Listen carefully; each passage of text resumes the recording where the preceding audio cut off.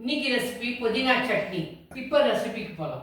புதினா 3 பிடிச்சபடி புதினாவை நல்லா வாஷ் பண்ணிக்கோங்க. மண் இருக்கும்.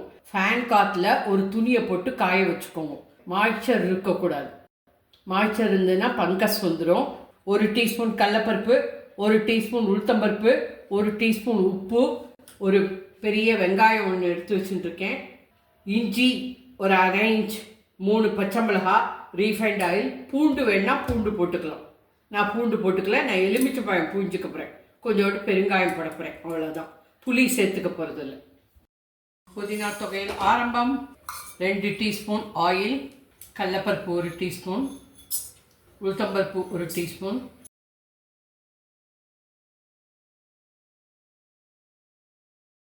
பச்சை மிளகாய் கிள்ளி போட்டுக்கிறேன்,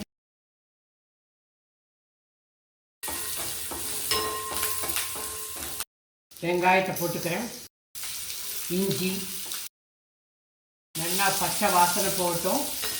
வெங்காயத்தை ஒரு 2 நிமிஷம் வதக்கிக்கோங்க. உப்பு போட்டுக்கிறேன்.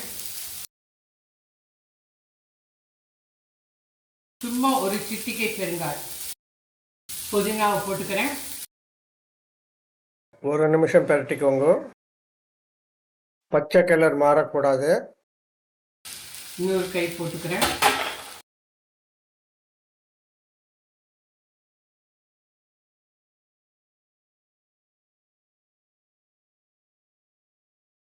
லேசாக ஒரு பரட்டிக்கோங்க.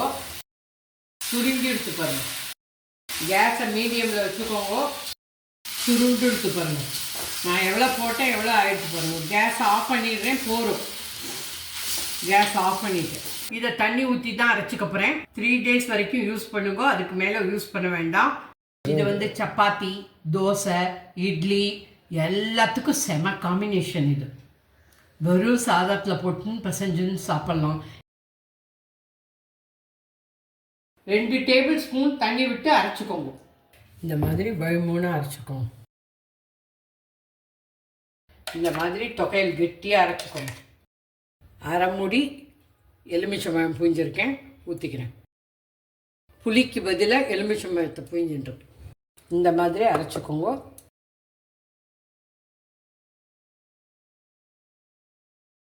புதினா தொகையல், புதினா சட்னி ரெடி ஃப்ரம் தூள் கப்பு கிச்சன். இதை நீங்கள் 3 நாள் 4 நாள் வச்சுக்கலாம். அதுக்கு மேலே வச்சுக்க வேண்டாம். சப்பாத்தி, பிரெட்டு, ரொட்டி, தோசை, இட்லி எல்லாத்துக்கும் செம காம்பினேஷன். தேங்க்யூ. பாய். ஜெய் ஹிந்த்.